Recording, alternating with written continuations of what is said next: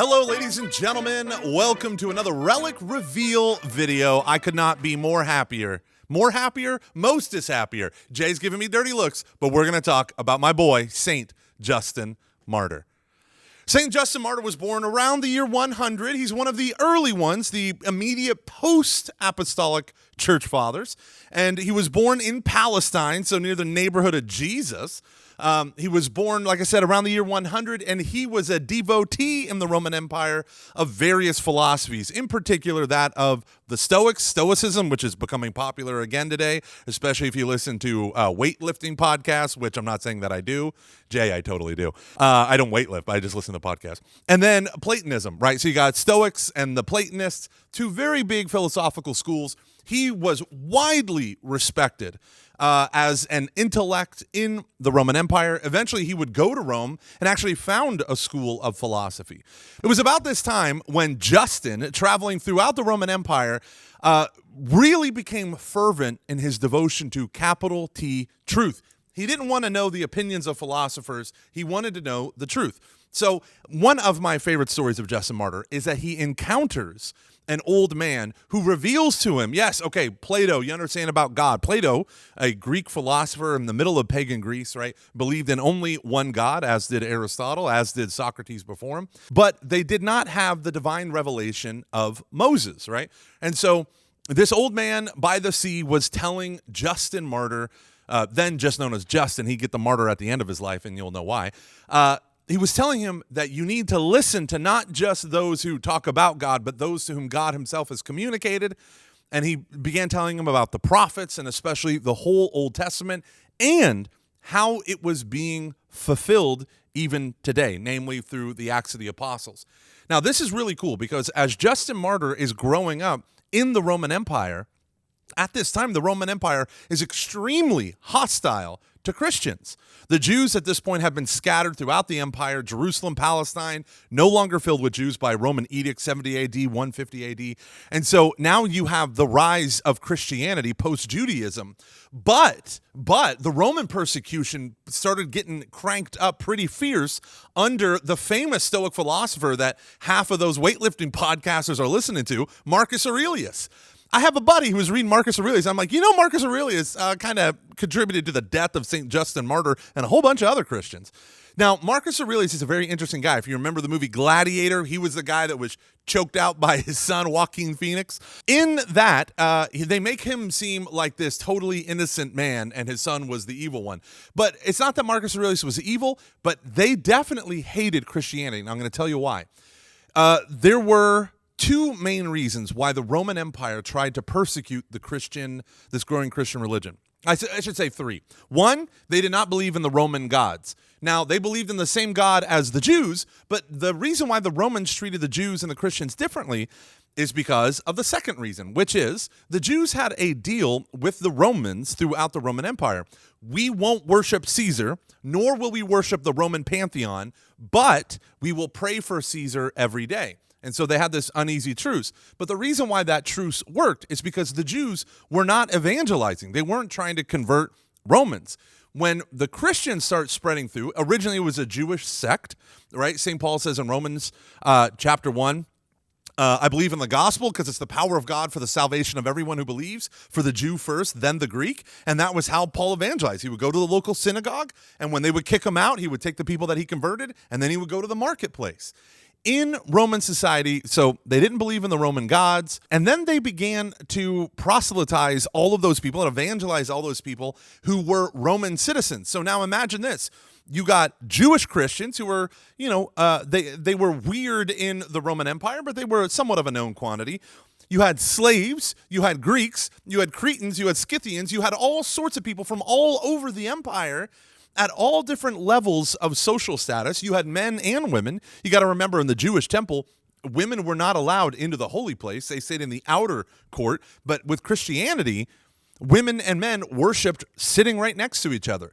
So you have the next problematic thing, not just that they denied the Roman gods and they didn't worship the emperor, but they were converting Romans. Now imagine an aristocratic woman sitting next to a slave calling him or her brother or sister.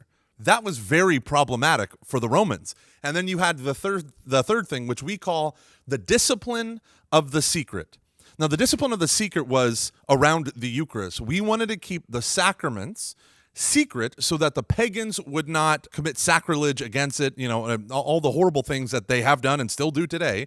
And so what they did was they had their masses in secret.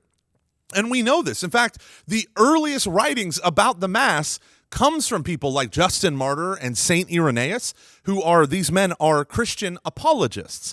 And so because it was a secret, all sorts of crazy gossip and rumors were spread. In fact, the most popular one in the Roman Empire that caused Irenaeus in Lyons, France, and Justin Martyr writing a little bit closer to Rome, caused them to write and respond to all these crazy lies. One of the lies was Christians would kidnap Roman children, especially babies, and then they would kill them in their secret rituals, and then they would take their flesh and wrap it up in bread and eat the flesh wrapped in bread.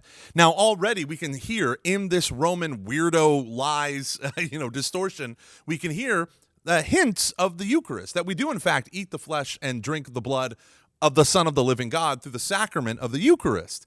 But the Romans were not understanding. So it was actually Irenaeus and Justin Martyr who were apologists. We call them, so you have the apostolic fathers, right? The apostles and those apostolic men in the first 100 years. Then the next 150 years, you have the apologists. Now, the word apologist in Greek, apologia, doesn't mean, oh, I'm so sorry. Apologia means those who make a defense. And in particular, an apologist is someone who defends the teachings of Christianity. These men, Irenaeus and Justin Martyr, began writing to the emperor. In fact, Justin Martyr's writings, he has 2 apologies plus a letter to Trypho the Jew, where they correspond about the nature of Christianity. And they begin disclosing, no, we don't do this. We believe, as was handed down to the apostles and on to us, that on the night before Christ died, he took bread into his hands, blessed it, broke it, and gave it. And we believe it is truly his flesh. So their hope was to buy peace round about in the Roman Empire so that we could worship him without fear. Unfortunately, and living up to now his last name, Justin Martyr he schooled a cynic, which is a school of philosophy. Now it's kind of like a pejorative term. You're so cynical. But he schooled this cynic in a debate so bad that the cynic ran to the Roman authorities because his pride was hurt so bad that he told them that he was a secret Christian, and he had him arrested, and eventually Justin Martyr would be put to death. Now, we have, even in the historical documentation, we have the Roman accounting of his death. So Justin Martyr became really widely known because here he was, this all-star figure in philosophy, a man devoted to the truth. One of the most beautiful things that he said, and I love this, and Jay has it in our biography, so go to ap.church/saints or /santos so that you can learn more and read his biography. But he has this money quote from Saint Justin Martyr right before his conversion, right? Because he was a philosopher devoted to finding the truth, he would witness the martyrdom of Christians who were being, just had the worst stuff said about them, were being brutally tortured and killed and crucified and fed to lions and killed in the gladiator pits and all this stuff. And he said, yet they died with such dignity. They were fearless. The thing that all men fear, death without dignity, pain, torture, these Christians embraced in the name of Jesus. So how can I see this and simultaneously believe that these are like an evil, sick, messed up cult doing terrible things? He said, I refuse to believe these things. So eventually he would become a Christian. And the power in that witness is what leads all of us. This is my catechetical point.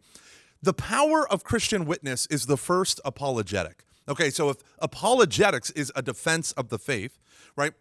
What we need to do is understand who our audience is and what their objections to Christianity are and what they really are. I meet with people in my office all the time who are on the struggle bus with Catholicism, whether it's the Pope, whether it's the Eucharist, whether it's Mary, right? It could be belief in God in general. It could be spirituality. We have to be prepared, as St. Peter says in 1 Peter chapter 3, verse 15 and 16. We always have to be prepared to give a reason for the hope that's within us, right? But doing so with gentleness and reverence, right? That's what St. Peter says. Always be prepared to give a reason for the hope that is within you. The hope that is within us is Jesus Christ. So can you defend the faith? Can you be like Justin Martyr or Saint Irenaeus of Lyon? Can you be like these men and defend the faith? They made it their solemn duty to write extensively and to speak extensively in defense of Christian teaching, practice, and the way of life. Can we do this today? Or are we so scared or enamored with the ways of the world and the concerns and anxieties of the world that we say nothing in the face of opposition? The first apologetic is our way of life. The second apologetic is actually how we articulate the reason for the hope that is within us. But the final apologetic is how we love one another. Justin Martyr, like many in the early church, loved their neighbor with the love of Jesus Christ. What do I mean by that? They had, and this is the secret sauce of the early church, self-sacrificial generosity. They were generous to people regardless of whether or not they were Christians. They gave of their entire selves. So, brothers and sisters, as we continue this pilgrimage to the Our Lady of the Angels Chapel, as we begin to build up and surround ourselves with these wonderful saints and their relics, let's not forget to apply to our lives what their lives were lived for, what they told with their lives. Justin Martyr was an apologist, someone who made a defense of the Christian faith to the Roman emperor himself. You and I are not set in that situation, but brothers and sisters, we need to know our faith and we need to be able to articulate and to defend it. Because as St. Peter says, we need to do so with gentleness and reverence. So what is the hope within you? What is a reason for the hope that is within you? I hope that hope that is truly within you is not your wealth, your health, your fame, even your philosophical or intellectual achievement. That it is what Jesus Christ, the truth himself, did for you 2,000 years ago and through his church continues to give you. God bless you all. I'll see you right here next week as we continue our Relic Reveal. God bless.